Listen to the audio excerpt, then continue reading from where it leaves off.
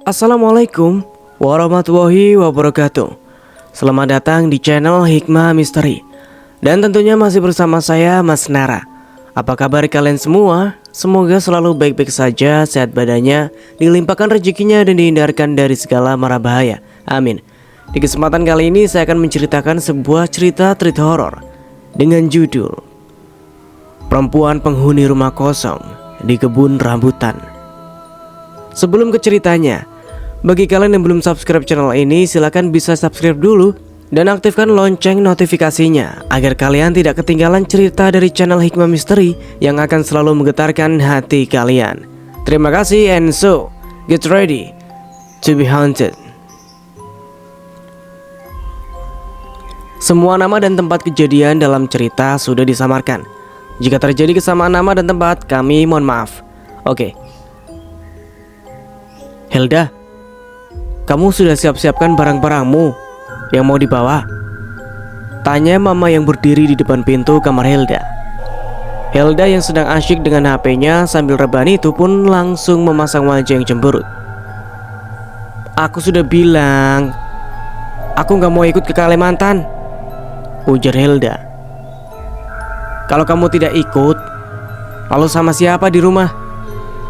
Mama mulai melangkah masuk mendekati Hilda, yang merupakan anak ketiganya itu.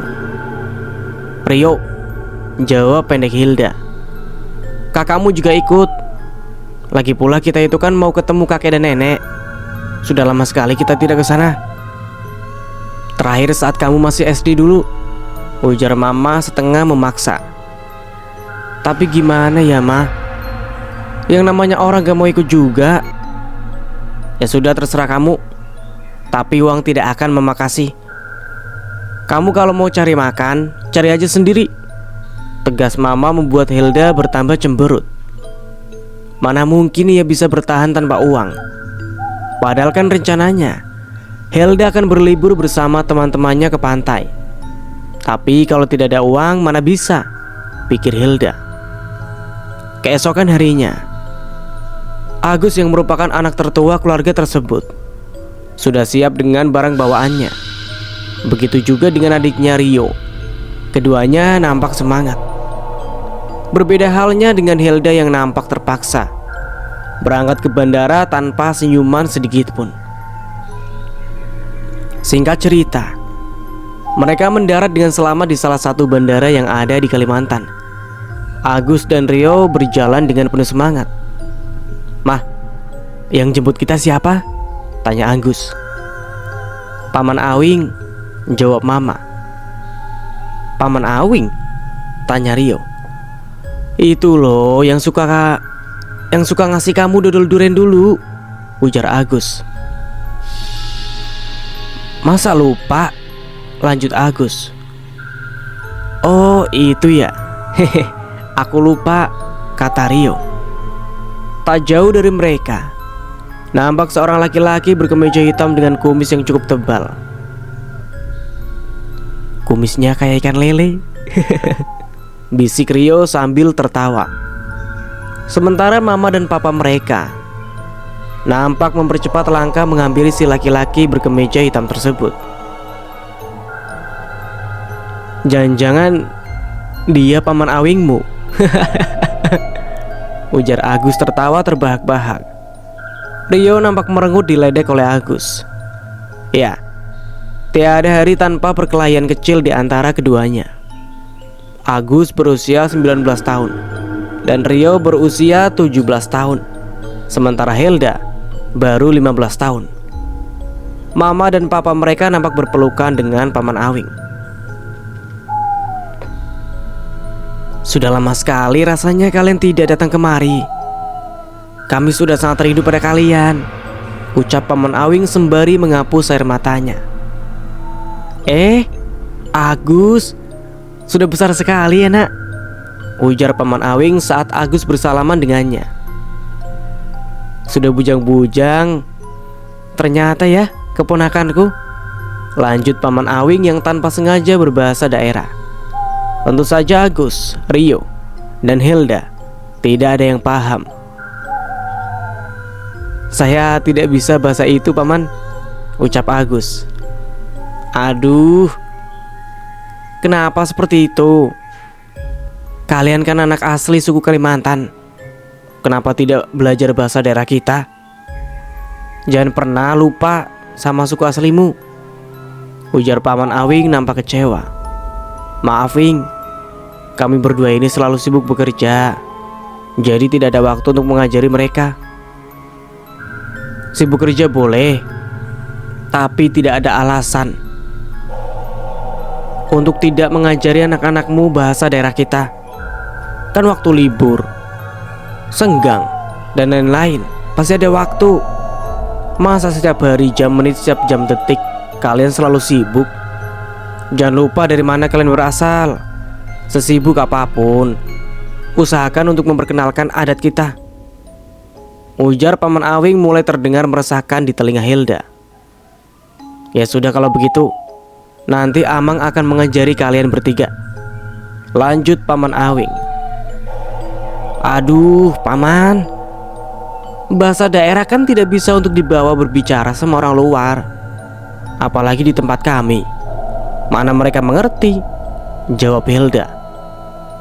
Nah, ini nih contoh anak yang tidak memahami adat budaya suku kita, ujar Paman Awing. Wing, apa tidak sebaiknya kita pulang dulu? Aku rindu pada Abah dan Mama, potong Mama. Singkatnya, mereka pun masuk ke dalam mobil dan melesat pergi menuju ke kampung di mana kakek dan neneknya Agus, Rio, dan Hilda tinggal. Jalanan yang mereka lewati hanyalah hutan di kedua sisi, yang terpisah oleh jalan besar beraspal tersebut. Hutan semua, Gus, bisik Rio. Iya, bagus kan? Untuk dibuat video petualangan kita, ujar Agus balas berbisik. Video? Hati-hati, kameramu rusak kalau menangkap penampakan hantu, ujar Hilda. Hih, apaan sih Hel? Ujar Rio. Setelah beberapa saat, akhirnya sampai di sebuah rumah dengan halaman yang sangat luas dan berumput hijau. Rumah itu sangat tinggi, kurang lebih 3 meter tingginya, dan mobil pun dengan leluasa diparkirkan di bawah rumah. Wow, rumahnya bagus dan unik, gumam Rio. Biasa aja, ucap Hilda seraya menginjak kaki Rio yang tengah memvideokan rumah tersebut. Ternyata kedatangan mereka sudah ditunggu oleh kakek dan neneknya Agus, Rio, dan Hilda. Air mata haru dan bahagia pecah di antara mereka. Dan akhirnya tibalah giliran Rio untuk bersalaman juga berpelukan dengan kakek dan neneknya. Rio mulai berakting. Ia menangis dan memeluk erat kakek neneknya bergantian. Ini nenek dan kakekku guys, orang Kalimantan. Aku bahagia sekali bisa bertemu dengan mereka.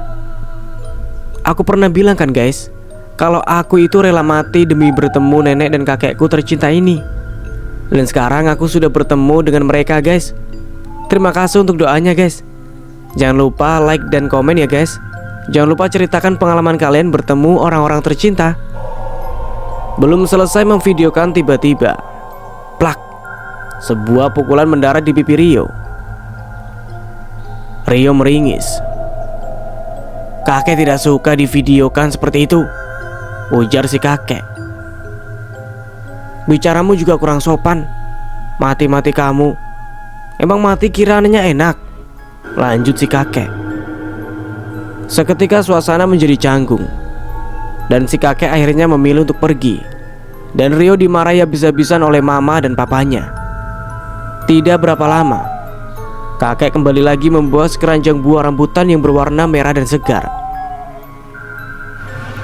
Kalau mau videokan, nanti kalau kakek sudah siap. Jangan saat kakek menangis. Apalagi menangis begini, ujar si kakek. Mana tadi pipinya? Sakit? Maaf ya Cuk, lanjut si kakek mengelus pipi Rio. Ini, makan dulu rambutannya ya. Kakek petikan dari kebun, kata kakek. Suasana pun kembali hangat ceria. Mereka bercanda bersama dan tertawa. Ayo, kita buat video. Ini apa kakek sudah nampak rapi? Tanya kakek pada Rio dan menggandengnya. Keduanya pun mulai membuat video. Bilang guys ya kek, bisik Rio. Halo Igas, saya ini kakeknya Rio. Salam kenal semua igas-igas teman-temannya Rio, ujar si kakek. Membuat semua yang mendengarnya tertawa terbahak-bahak tak terkecuali Hilda. Hah? Salahkah? Tanya kakek bingung. Enggak kek, enggak salah kok, ujar Rio tertawa. Mereka semua nampaknya sangat bergembira. Apalagi kakek dan nenek mereka yang nampak sangat antusias saat mendengar cerita-cerita dari cucu-cucunya. Dan sesekali kedua kakek dan nenek itu menirukan apa yang dikatakan oleh cucu-cucunya, yang langsung mengundang gelak tawa mereka semua. Karena kata-kata yang diucapkan tidaklah sesuai dengan aslinya. Mau ikut cari durian di kebun? Tanya kakek pagi itu. Wah, kakek juga punya kebun durian kek? Tanya Agus. Iya, ada dong. Kalian pernah makan durian? Pernah kek, tapi di sana mahal. Satu biji bisa sampai 300.000. Wah, bisa kayak mendadak kakek kalau jualan durian ke sana. Celoteh si kakek sambil tersenyum. Mereka bertiga berjalan ke kebun durian. Baru masuk ke hutan, mereka sudah digigit dan dikerubungi nyamuk. Kok aneh ya kek? Di sini banyak nyamuk, sementara di rumah kakek tidak ada nyamuk, ujar Rio. Itu karena rumah kakek punya halaman luas dan juga tinggi, ujar si kakek. Rio manggut-manggut. Ia berjalan sambil menepuk-nepuk nyamuk yang terus saja mengikutinya. Dan semakin jauh masuk ke hutan, semakin banyak nyamuk-nyamuk yang mengikutinya. Dari kejauhan terdengar suara kresek, buk, membuat Agus dan Rio saling bertatapan. Nah, itu suara durian jatuh, ujar si kakek lalu mempercepat langkahnya meninggalkan Agus dan Rio jauh di belakang. Pohon-pohon durian milik kakek terlihat sangat banyak dan tinggi-tinggi. Buahnya nampak bergelantungan di atas. Wow, pohon durian kakek banyak sekali, gumam Rio. Ayo, kumpulkan duriannya, ujar kakek. Agus berjalan mengitari pohon-pohon durian. Dan tiba-tiba ia berteriak kegirangan. Ternyata dia sudah mendapatkan satu buah durian. Rio juga tak mau kalah. Ia mulai mencari-cari buah durian di sekitar pohon. Tidak terasa sudah 1 jam mereka di sana, dan durian yang sudah terkumpul sudah lumayan banyak. Ini nanti kita bisa buat dodol durian asli khas Kalimantan, kata kakek. Sebagian kita makan biasa saja, lanjut kakek setelah melihat Agus dan Rio saling bertatapan. Mereka bertiga pun masing-masing membawa durian-durian yang tadi sudah dikumpulkan untuk dibawa pulang. Singkatnya, setelah sampai di rumah, Hilda nampak senang menyambut kedatangan mereka bertiga. Wah, wanginya, ucap Hilda seraya mengambil satu buah durian dan membawanya masuk ke dalam rumah. Ih, dasar, sungut Rio saat tahu durian miliknya lah yang sudah diambil adiknya. Kakek hanya tersenyum dan geleng-geleng kepala melihat kelakuan cucu-cucunya itu. Agus dan Rio langsung turun ke sungai untuk membersihkan diri mereka setelah meletakkan duriannya di rumah.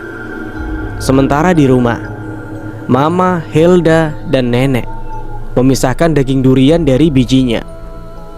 Mereka melakukan itu sampai berjam-jam lamanya, karena memang durian-durian yang tadi dibawa kakek, juga Agus dan Rio, lumayan sangat banyak. Saat menjelang sore barulah selesai. Kakek lalu menghidupkan api di bawah rumah dan memasang sebuah kuali yang sangat besar di atas tungku api yang juga tidak kalah besar. Setelah kuali panas, kakek menuangkan semua durian yang sudah dipisahkan dari bijinya. Lalu setelah itu, kakek mulai mengaduk-aduk durian tersebut. Kakek lelah. Cepat teruskan. Itu pengaduk satunya ada di sana, ujar kakek seraya duduk dan menyulut rokok ampanannya. 1 jam telah berlalu. Durian yang tadi dimasukkan ke dalam kuali sudah mulai berubah warna. Tapi kata kakek, itu belum bisa disebut lampuk atau dodol. Jadi, mereka berdua masih harus terus mengaduknya. Semakin lama durian itu semakin berat untuk diaduk. Teksturnya yang tadi lembut berubah jadi mengental dan keras. Aroma khas lampuk mulai tercium wangi. Singkat cerita, akhirnya lampuk itu pun jadi dan siap dinikmati. Agus dan Rio nampak senang. Tak lupa mereka membangga-banggakan dirinya yang bisa juga kuat membuat lapuk kepada papa, mama, nenek, dan Hilda. Tak terasa sudah 5 hari mereka di sana. Dan Hilda juga nampak bahagia dan senang berada di sana. Tidak seperti waktu pertama kali datang. Kek, mau kemana? Kok bawa-bawa itu? Kayak sesajen aja. Tanya Hilda saat melihat kakeknya turun dari rumah, membawa telur ayam, pisang mahuli, ayam hitam, dan beberapa bunga juga kopi. Kakek mau ke sana. Kamu jangan ikut. Di rumah saja, jawab kakek. Tak berapa jauh setelah kakek keluar dari halaman rumahnya menuju ke hutan, Hilda memanggil kedua kakaknya dan bermaksud mengajak saudaranya itu untuk mengikuti si kakek yang nampak mencurigakan. Tak lupa Rio juga membawa kameranya, dan merekam perjalanan mereka. Setelah beberapa kali hampir ketahuan, mereka melihat kakek masuk ke sebuah rumah di tengah-tengah kebun rambutan, yang kemungkinan itu adalah kebun rambutan milik kakek. Buahnya ranum dan merah-merah. Agus memetik beberapa dan memakannya. Saat si kakek keluar dari rumah tersebut, mereka bertiga bersembunyi. Setelah kakek benar-benar sudah pergi, ketiganya masuk ke dalam rumah tersebut. Keadaan di rumah itu benar-benar menyeramkan. Banyak sesembahan dan pakaian-pakaian kebaya di sana. Juga ada pasungan kaki yang terbuat dari kayu. Apa menurutmu kakek adalah seorang psikopat? Tanya Rio. Ah, mana ada psikopat pakai sesajen begini, bantah Agus. Ini pasti ada hubungannya sama hal-hal mistis, seperti yang ada di film-film, ujar Hilda. Mana mungkin seperti itu? Itu kan cuma di film. Dan walaupun ada, itu tidak di sini. Tidak pada kakek kita, bantah Agus lagi. Halo guys, ini rumah kosong dan terlihat menyeramkan guys. Tadi kakek masuk ke sini dan meletakkan sesajen di dalam rumah ini. Ah! Ujar Rio dilanjutkan teriakan ketakutan saat mengarahkan kameranya ke pasungan kayu tadi. Ada apa sih? Bentak Hilda. Rio nampak gugup. Nafasnya naik turun. Ada apa? Tanya Agus. Itu ada perempuan tadi. Aish, mau ngerjain kami. Dasar sikat WC, ujar Agus. Enggak, sumpah. Tadi ada hantu perempuan di situ. Mukanya seram banget. Sumpah, ada di situ tadi, ujar Rio. Udah ah, yuk ah pulang, ajak Agus. Tapi belum lagi sempat mereka keluar, ternyata kakek sudah berada di sana. Wajahnya nampak sangat marah. Kenapa kalian masuk ke sini? Hah? Bentak kakek. Maaf kek, kami tadi mengikuti kakek sampai kemari. Kami penasaran sama apa yang kakek lakukan di sini. Makanya kami masuk, jawab Agus. Tidak punya sopan santun, bentak kakek lagi. Cepat, keluar dari sini, lanjutnya. Mereka bertiga bingung. Kenapa kakek nampak sangat marah hanya karena mereka memasuki rumah kosong yang berisi sesembahan itu. Sesampainya di rumah, kakek menanyai Rio yang nampak berbeda dari biasanya itu. Kalian sudah mengusiknya. Kalian sudah melihatnya, ujar kakek. Kalian harus kembali.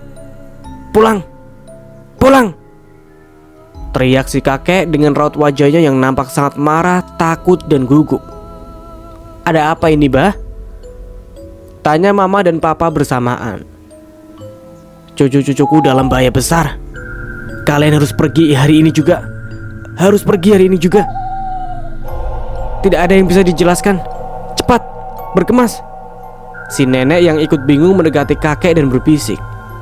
Lalu setelah kakek mengatakan sesuatu dengan cara berbisik juga, si nenek menutup mulutnya. Tatapannya seketika berubah. Ayo cepat, kalian harus kembali hari ini juga, ujar nenek. Dengan terpaksa dan penuh kebingungan, papa mama, Agus, Rio, dan Hilda pun mulai mengemasi barang-barangnya. Sementara kakek pergi ke rumah paman Awing. Beberapa saat kemudian, sebuah mobil sudah sampai di halaman rumah tersebut. Paman Awing juga berbeda dari yang sebelumnya. Di perjalanan paman Awing cuma diam dan sesekali menghela nafas panjang. Kalian memang tidak seharusnya pulang, ujarnya. Kenapa? Ada apa sebenarnya? Hah? Kami bingung. Kenapa kami diusir? Padahal sebelumnya Abah bersikap baik-baik saja, ujar mama. Kalian tidak tahu apa yang sebenarnya di sini. Apa yang sebenarnya terjadi. Dan Abah melakukan ini semua hanya untuk kebaikan kalian. Dia tidak ingin anak-anakmu celaka, ujar paman Awing yang membuat mereka bertambah bingung. Kalau begitu jelaskan, ada apa sebenarnya? Bentak papa pada paman Awing. Aku tidak bisa. Papa nampak sangat kesal. Suasana kembali hening. Hanya gerudak-geruduk mobil yang melewati lubang-lubang di jalan saja yang sesekali menimbulkan bunyi. Mereka semua nampak hanyut dalam pikirannya masing-masing. Tak dirasa, akhirnya mereka sampai di bandara. Aku harap kalian jangan kembali lagi kemari, ucap paman Awing. Paman, sebenarnya ada apa? Kakek marah dan mengusir kami hanya karena gubuk yang penuh sesembahan itu kami masuki. Sesayang itukah kakek dengan sesembahannya sehingga kami diusir begitu saja, ujar Agus yang tadi hanya diam. Kamu tidak akan paham apalagi percaya, Gus. Ini semua di luar akal sehat kalian. Kalian tidak akan percaya karena kalian tumbuh dan dibesarkan di kota dan diajarkan untuk tidak mungkin mempercayai hal-hal semacam ini. Satu hal lagi, kakek kalian itu sangat sayang terhadap kalian. Dia tahu betapa besar bahaya yang mengintai kalian setelah kalian berinteraksi dengan perempuan sundal itu. Ini semua dia lakukan untuk melindungi kalian, ujar paman Awing. Brak. Paman Awing kembali masuk dan menutup pintu mobilnya, lalu berlalu pergi meninggalkan mereka. Meninggalkan mereka semua yang masih nampak sangat kebingungan dan kesal. Hari-hari berlalu. Seminggu setelah mereka kembali ke kota dan kembali menjalani rutinitas setiap harinya, ada sebuah telepon dari kampung yang mengabarkan bahwa kakek sudah meninggal tadi malam, tepat di malam Senin. Mama langsung syok mendengar kabar tersebut. Halo?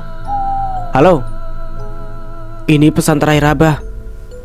Kalian tidak harus kemari lagi karena jenazah akan segera dimakamkan, ujar suara di seberang sana masih terdengar. Namun mama hanya terdiam dan hanyut dalam ketangisan kesedihannya. Dengan tangan gemetar, mama menelpon papa, Agus, Rio, dan juga Hilda yang sedang berada di luar bersama teman mereka masing-masing. Mereka terduduk sambil menangis sesenggukan. Ia tak menyangka bahwa abahnya akan pergi untuk selama-lamanya. Kita harus pergi ke rumah kakek, usul Agus. Pamanmu bilang pesan terakhir kakekmu mengatakan bahwa kita tidak harus kembali ke sana lagi, isak Mama. Ini pasti akal-akalan paman saja. Dia pasti ingin menguasai harta kakek seorang diri. Kalau memang dia mau seperti itu, ya katakan saja kalau kita tidak butuh harta warisan dari kakek, ujar Agus. Aku tidak mau ke sana lagi, ujar Hilda yang langsung saja. Ditanggapi anggukan oleh Rio. Itu kakek kita. Kalian ingat betapa indahnya kebersamaan kita saat bersama dengan kakek. Sekarang keputusan ada pada papa mama. Tapi yang pasti, aku akan pergi ke sana sendirian. Aku akan menggunakan tabunganku untuk sampai ke sana, ujar Agus lagi. Mereka melarang kita ke sana, Gus. Berpikir dengan jernih lah, Mah. Itu pasti akal-akalan paman Awing, biar bisa menguasai warisan kakek sendirian. Dan kita datang ke sana untuk kakek, memberi penghormatan terakhir pada kakek, bukan untuk warisan itu, kata Agus. Akhirnya hari itu juga mereka memesan tiket pesawat. Singkatnya, setelah mendarat di Kalimantan, mereka bergegas mencari taksi. Mata Mama nampak bengkak akibat menangis terlalu lama. Setelah taksi didapatkan, mereka langsung meluncur menuju kampung kakek. Di jalan, Rio nampak gelisah. Sesekali matanya melotot menatap ke pinggir jalan, dan sesekali ia nampak ketakutan, hingga nafasnya berat terdengar. Saat taksi yang mereka naiki tersebut parkir di luar halaman, nampak banyak sekali orang-orang di rumah ataupun di bawah rumah kakek. Pandangan orang-orang mengarah kepada mereka yang baru turun dari taksi. Saat melangkah menaiki tangga rumah, Paman Awing sudah menghadang langkah mereka di atas. Apa kau tak mendengar? Kalau kukatakan, kalian tidak harus kembali ke sini lagi. Hei, tanya Paman Awing marah. Kami hanya ingin. Mama menangis sebelum menyelesaikan perkataannya. Maaf Paman, aku tahu ini tidak sopan. Tapi kami kemari hanya untuk kakek, tidak untuk harta warisannya, ujar Agus.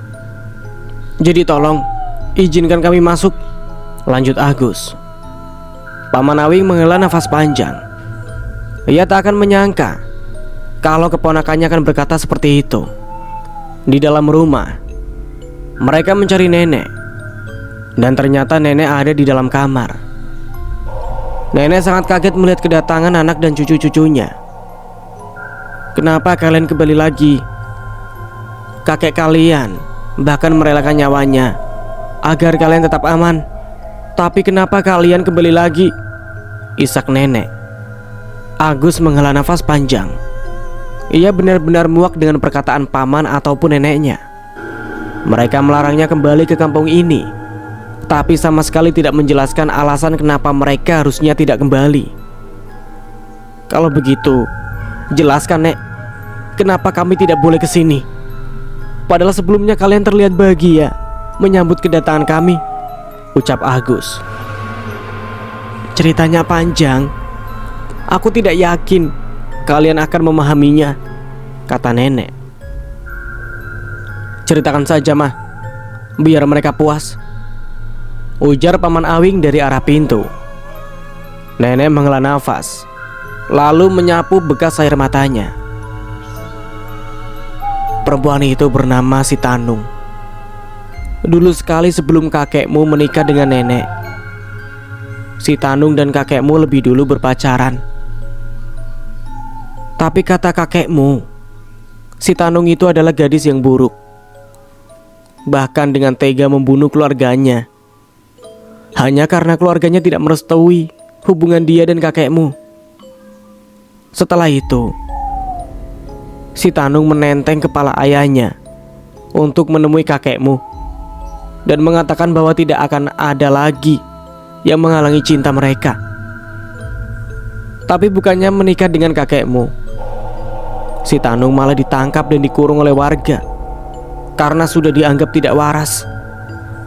Ya memang, kalau dipikir-pikir, hanya orang yang tidak waras akalnya yang tega menghabisi keluarga sendiri hanya demi menikah dengan laki-laki. Si Tanung dikurung, diikat dan dipasung kakinya. Setiap harinya dia hanya diberi makan sekali sehari, sampai beberapa tahun. Dia berhasil mengelabui salah satu orang yang bertugas memberi makan padanya untuk membuka ikatan pada tangannya. Dan alhasil, setelah dibuka, si Tanung menyerang orang itu dan membuka pasungan kayu di kakinya. Lalu, dia berlari mencari keberadaan kakekmu. Pada saat kakekmu sudah menikah dengan nenek dan sudah memiliki 2 anak, yaitu ibumu dan paman awingmu. Entah bagaimana caranya, si Tanung akhirnya menemukan tempat tinggal kami. Dia masuk dan menyandera ibumu. Dia mengamuk setelah tahu kalau kakekmu sudah menikah. Kakekmu mencoba menenangkan dan berjanji jika si Tanung mau melepaskan ibumu, maka kakekmu akan memulai semuanya dari awal lagi dengan si Tanung, seperti apa yang si Tanung inginkan. Dan akhirnya dia melepaskan ibumu. Saat dia ditangkap oleh kakekmu, ia mengamuk dan menusukku dengan pisau. Cerita terhenti. Nenek memperlihatkan bekas tusukan itu yang masih membekas, meski sudah berpuluh-puluh tahun lamanya. "Lalu, Nek?" tanya Hilda. Lalu warga berdatangan karena laporan dari si pengantar makanan untuk si Tanung tadi. Dan mereka yakin kalau tujuan utama si Tanung adalah kakekmu. Makanya mereka bergegas ke rumah. Dia kembali dibawa ke tempat di mana sebelumnya dia dipasung dan dikurung selama bertahun-tahun. Dan entahlah, aku tidak tahu apa yang dipikirkan oleh kakek pada saat setelah itu. Dia membeli tanah tersebut dan menanaminya dengan banyak sekali pohon rambutan. Kakekmu juga yang mengurusi Tanung dan memberikannya makan. Ada yang bilang pada nenek kalau kakekmu menyiksa si Tanung setiap harinya. Tapi nenek tidak percaya, karena yang nenek tahu, kakekmu itu orang yang lembut, bukan seseorang tangan ringan. Hingga bertahun-tahun berlalu, si Tanung meninggal. Tidak ada yang tahu kenapa dia meninggal. Mereka hanya mengira bahwa si Tanung terserang sakit dan meninggal. Lalu setelah itu, teror mulai kami rasakan. Ibumu sakit dan menangis setiap malam. Begitu juga dengan paman awingmu. Kami sudah melakukan banyak hal untuk menghentikan teror tersebut, namun tetap tidak bisa. Hingga akhirnya kakekmu bertemu dengan seseorang dukun yang sangat hebat dari pedalaman. Dia mengatakan bahwa teror itu berasal dari si Tanung yang mati tidak wajar. Tapi sampai sekarang nenek tidak tahu alasan dukun tersebut mengatakan bahwa si Tanung mati tidak wajar. Dukun itu juga yang mengurung arwah si Tanung di dalam rumah gubuk di tengah kebun rambutan. Dia juga mengatakan bahwa arwahnya tidak akan lepas jika selalu dikasih sesembahan, dan dia tidak membiarkan orang lain masuk ke sini. Makanya pintu selalu dikunci kakekmu selama berpuluh-puluh tahun. Dan terakhir pamanmu yang disuruh untuk mengantar sesembahan, anaknya tiba-tiba sakit hingga akhirnya meninggal. Lalu ritual penguncian arwah kembali dilakukan sampai keadaan kembali membaik, meskipun kami kehilangan cucu-cucu kami. Isak nenek. Agus menggelengkan kepalanya perlahan. Ceritanya nenek sangat tidak masuk akal menurutnya. Nenek mohon kembalilah ke kota. Kalian tidak seharusnya ada di sini, ujar nenek memohon. Takdir kematian itu Tuhan yang tentukan. Kita sebagai manusia hanya menunggu takdir itu datang tanpa bisa menghindari apalagi mencegahnya, ucap Agus. Mereka semua terdiam, hanyut dalam pikirannya masing-masing. Malam harinya, setelah pulang dari mengunjungi makam kakek, Agus dan Papa duduk di luar rumah, sementara Hilda dan Mama ada di kamar nenek. Dan Paman Awing baru saja pulang sebentar ke rumah mereka. Keadaan rumah benar-benar lenggang sekali. Hingga tiba-tiba terdengar suara teriakan dari arah kamar yang ditempati Rio. Papa dan Agus langsung berlari masuk ke dalam rumah. Mereka langsung menuju ke kamar Rio. Begitupun juga dengan Mama dan Hilda. Tapi di dalam kamar sudah kosong. Tidak ada siapa-siapa. "Rio! Rio!" teriak Agus. "Jangan main-main yuk," ujar Papa. "Pa, apa Hel?" "Itu di kamar nenek ada suara," tunjuk Hilda. "Kamu cari Rio ya Gus," ujar Papa sebelum berjalan keluar kamar menuju kamar nenek. Saat pintu dibuka, nampak Rio sudah berada di atas tubuh nenek dengan sebilah pisau, bersiap menusukkan pisau itu kepada nenek. "Rio, apa-apaan kamu ini? Hah?" bentak Papa seraya mendekati Rio. Namun saat tangan Papa ingin menarik Rio, dengan kecepatan kilat, Rio melukai Papa dengan pisau yang dia pegang. Sret! Darah langsung mengucur keluar. "Agus! Agus! Papa Agus!" teriak Mama yang sedari tadi menyaksikan di ambang pintu histeris. Agus yang memang pintar bela diri langsung mengambil tirai kain di depan pintu kamar nenek.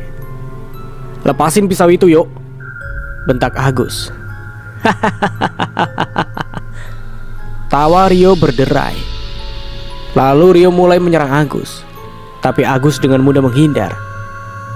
Merasa serangannya hanya mengenai angin, Rio turun dari tubuh neneknya. "Bangsat kau! Jangan berkata kotor!" Agus kembali diserang. Kali ini giliran Agus yang terkena sabetan pisau di lengannya. "Anjing!" teriak Agus. Lalu dengan kemarahan yang sudah benar-benar memuncak, Agus menendang perut Rio hingga tersungkur. Tiba-tiba Rio terbatuk dan memuntahkan darah yang sangat banyak. Agus mulai cemas. Rio, kau tak apa kan?" tanya Agus panik. Sementara Mama dan Hilda masih takut untuk masuk ke dalam kamar. Nenek berusaha bangun. Luka sayatan di bagian pipinya terlihat menganga. "Dia kerasukan. Cepat pergi ke rumah Awing," nenek menyuruh Agus. Percikan darah sudah ada di mana-mana di lantai kamar tersebut. Belum lagi luka di lengan Agus yang sudah sangat sakit sekali. "Kamu jaga mereka, Hel," ucap Agus saat akan pergi. Namun baru sampai di depan pintu kamar, Agus melihat kabut yang begitu tebal dan pekat di luar. Belum lagi suara-suara aneh binatang di kejauhan. Agus mundur. Ia mengingat-ingat bahwa tadi saat ia keluar rumah, kabut itu belum ada. Tapi kenapa sekarang begitu tebal dan pekat? "Hamba berserah diri padamu ya Allah," gumam Agus seraya melangkah lebih jauh lagi. Saat ia sampai di depan kabut tersebut, Agus mencoba masuk. Saat berada di dalamnya, Agus benar-benar tidak bisa melihat apa-apa selain kabut dan kabut. Namun setelah beberapa saat berjalan di dalam kabut, Agus malah kembali lagi ke depan rumah. Agus mencoba dan mencoba hingga beberapa kali. Setelah merasa lelah dipermainkan, Agus kembali ke dalam rumah. Di luar kabut, sudah ku coba melewatinya, tapi yang tidak masuk akalnya, aku malah kembali lagi ke sini. Di mana aku masuk, begitu saja seterusnya, ujar Agus. Dia nampaknya sudah semakin kuat, ucap nenek putus asa. Tiba-tiba Rio mengerang kesakitan. Nampak dari lengan dan kaki juga wajah Rio muncul bekas luka seperti dicambuk. Semakin lama, luka itu semakin terlihat nyata. Hingga akhirnya Rio diam tak bergerak lagi. Mama, Hilda, dan juga Papa histeris. Agus mencoba memeriksa nadi Rio, namun ia tak merasakan apa-apa. Semoga aku salah. Batin Agus takut jika Rio benar-benar meninggal. Papa yang tidak kuat melihat darah kembali pingsan saat melihat begitu banyak darah menempel padanya. Mama mengamuk dan histeris melihat Rio sudah tak bergerak lagi. "Diam! Mama harus tenang. Kita semua harus tenang. Jangan biarkan pikiran kalian kosong. Dan tetap berserah diri pada Tuhan," ujar Agus. Perkataan Agus kembali membuat Mama diam. Namun ia tak bisa menahan kesedihannya berlama-lama. Akhirnya Mama kembali menangis histeris. "Nek, jika kakek pernah melakukan ritual itu, pasti ada barang-barang yang kakek simpan kan? Yang bisa digunakan mengusir makhluk ini?" tanya Agus. "Semuanya sudah hilang, Gus. Sudah hancur. Maka dari itu kakekmu meninggal." "Masa? Satupun tidak ada?" tanya Agus lagi setengah tak percaya. Tiba-tiba Agus mendengar sesuatu. Suara yang sangat memekakan telinganya. Suara itu mirip seperti suara kakek dan pamannya. Dan sesaat kemudian, suara berganti dengan dengungan yang membuat sakit telinga Agus. Sambil memegangi telinganya yang masih sakit, Agus berjalan ke arah dapur. Ia mencari-cari lemari kayu yang ia dengar dari suara tadi. Saat sudah menemukan barang yang ia cari, berupa garam yang terbungkus di dalam kain hitam, ia langsung berlari ke arah luar. Saat melewati lemari ulin besar, sepintas Agus melihat sosok wanita dengan tubuh kurus menunduk di sana. Namun saat Agus kembali melihat ke arah yang sama, tidak ada siapa-siapa di sana. Sesampainya di depan pintu kamar neneknya, Agus langsung menaburi garam di depan pintu kamar kakeknya hingga mengelilingi kamar. "Setidaknya ini yang bisa kita lakukan sampai pagi hari," ujar Agus. Benar saja, mereka aman di dalam kamar. Namun tidak begitu dengan barang-barang yang ada di luar. Semuanya berhamburan, tanpa tahu siapa yang melempar-lempar barang tersebut. Tiba-tiba pintu kamar terbanting, dan garam yang ada di depan pintu kamar habis berhamburan. Nenek berdiri. Ia berjalan keluar kamar. Nenek mau kemana?" tanya Agus menahan tubuh neneknya. "Nenek haus," jawabnya singkat. "Biar Agus ambilkan airnya ya, Nek." "Tidak usah. Hel, garamnya Hel," ujar Agus. Tapi terlambat. Nenek sudah berhasil keluar kamar, dan terpaksa Agus juga mengikuti keluar. Di dapur, bukannya mengambil air untuk diminum, nenek malah mengambil parang yang terpajang di dinding. "Nek, jangan, Nek," ujar Agus panik. "Dia harus tahu bagaimana rasanya menjadi aku," kata nenek dengan suara aneh. Setelah berkata seperti itu, nenek langsung menyayat lehernya sendiri, hingga darah segar langsung merembes keluar tak tertahan. "Nenek! Nek, bangun, Nek! Ya Allah!"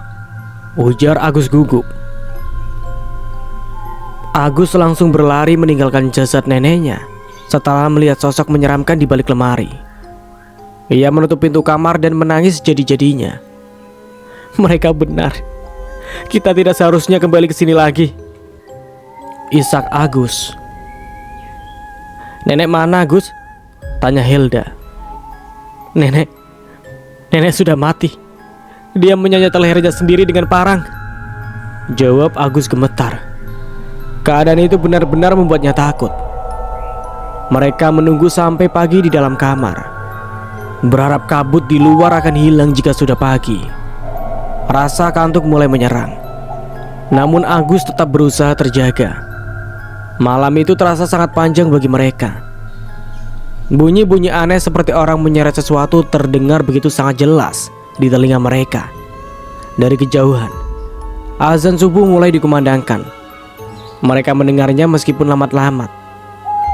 Mereka yang mendengar itu mulai merasa senang. Mereka hanya tinggal menunggu sebentar sampai matahari benar-benar muncul. Kokok ayam terdengar bersaut-sautan. Cahaya matahari pagi sudah mulai masuk melalui celah jendela kamar nenek. Agus mengintip ke arah luar. Nampaknya sudah aman. Lalu dia membuka pintu. Di situ sudah seperti kapal pecah. Darah ada di mana-mana. dan barang-barang berhamburan. Agus berjalan keluar rumah, diiringi Papa, Mama, dan Hilda. Tapi ternyata kabut tebal di sana masih ada. "Kita harus keluar," ujar Agus. Lalu dengan saling berpegangan, mereka bersama-sama melewati kabut tersebut. Namun ternyata yang dikatakan Agus tadi malam benar adanya. Mereka melewati kabut tapi akan kembali ke rumah itu lagi. Hilda terduduk. Ia menangis terisak. Apa kita akan mati di sini?" tanyanya terisak. "Ini semua gara-gara kamu, Gus. Andai kamu tidak bersikeras kemari, Rio pasti masih hidup, dan kita tidak akan seperti ini," lanjut Hilda. "Aku tahu aku salah, Hel. Tapi saling menyalahkan di saat seperti ini bukanlah hal yang tepat. Kita harus pergi dari sini. Jika kita sudah berada di luar sana, kita akan bisa meminta bantuan pada warga." "Coba pakai garam itu, Gus. Siapa tahu kita bisa melewati kabut ini," ujar Papa. Agus mengangguk. Usul Papa ada benarnya. Lalu Agus berlari menaiki tangga rumah. Ia berlari ke arah kamar neneknya dan mengambil bungkusan garam tersebut. Tapi saat ia akan keluar, tiba-tiba saja pintu tertutup dengan sangat keras. Pintu seperti terkunci dari luar. "Pa! Papa!" teriak Agus. "Sialan! Anjing!" teriak Agus mulai emosi lagi.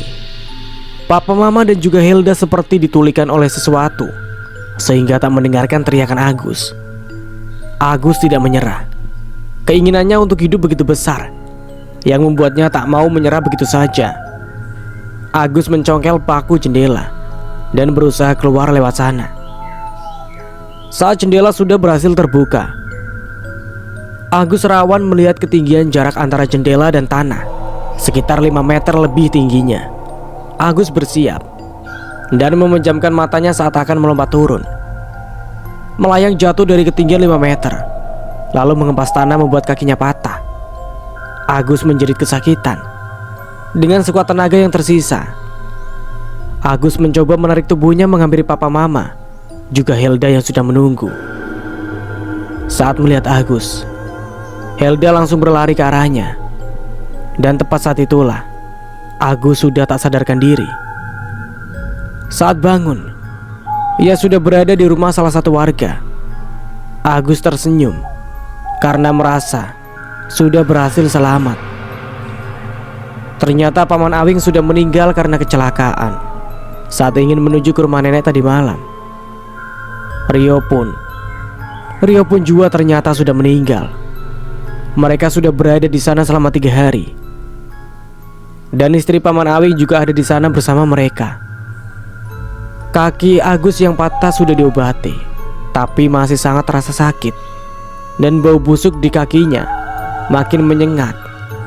Yang ternyata adalah anak ayam yang langsung ditumbuk hidup-hidup untuk menyambung tulang Agus yang patah. Saat tahu bahwa obatnya adalah anak ayam yang hidup-hidup ditumbuk secara sadis, Agus langsung berkata, "Kok tega sih? Aku gak mau pengobatannya kayak gini." "Hush, ngomongmu yang sopan, Gus," tegur ayahnya. "Tapi ini penyiksaan namanya, Pak. Lalu kamu mau kakimu dipotong, diamputasi?" Agus terdiam. "Maaf, Pak, jenazah belum bisa kami ambil karena kabut semakin tebal," ujar salah satu warga. "Iya, Pak, kami sudah mencoba berkali-kali tapi nihil, Pak. Sekarang Mang Katro sedang dalam perjalanan ke rumah Haji Sobirin di kampung sebelah. Semoga berkat bantuan beliau, jenazah bisa langsung dikebumikan," lanjut warga yang lainnya. Papa mengangguk. Ia mencoba tersenyum. "Iya, Pak, terima kasih banyak," ucap Papa. Agus masih tidak menyangka Rio sudah meninggal. Ini masih terasa seperti mimpi baginya. "Apa benar Rio sudah meninggal, Pak?" tanya Agus. "Seperti yang sudah kamu dengar." "Iya," jawab Papa. Agus terisak. Baru kali ini hatinya benar-benar terasa sakit sekali, hingga membuat air matanya jatuh. Ini semua salahku. Salahku. Seharusnya akulah yang mati, bukan Rio, isak Agus. Papa mencoba menenangkannya. Sudah Gus, ini tidak sepenuhnya salahmu. Kita semua salah dalam hal ini. Tapi apa yang mampu kita lakukan jika ini sudah merupakan takdir dari Tuhan? Singkat cerita, Haji Sobirin dan beberapa warga akhirnya berhasil mengambil jenazah nenek dan Rio dari rumah kakek. Jenazah sudah sebagian membusuk karena sudah berhari-hari berada di dalam rumah. Orang-orang bergotong royong untuk memakamkan kedua jenazah tersebut dengan baik. Dan akhirnya Helda, Agus, dan papa mamanya, mereka pun kembali pulang. Dan sesekali jika liburan, mereka akan mengunjungi makam kakek, nenek, paman dan juga Rio. Dan cerita pun selesai. Semoga kita bisa mengambil hikmah dari cerita di atas. Dan dari saya, mohon maaf bila ada salah kata. Akhir kata, wassalamualaikum warahmatullahi wabarakatuh. Sampai jumpa di video berikutnya.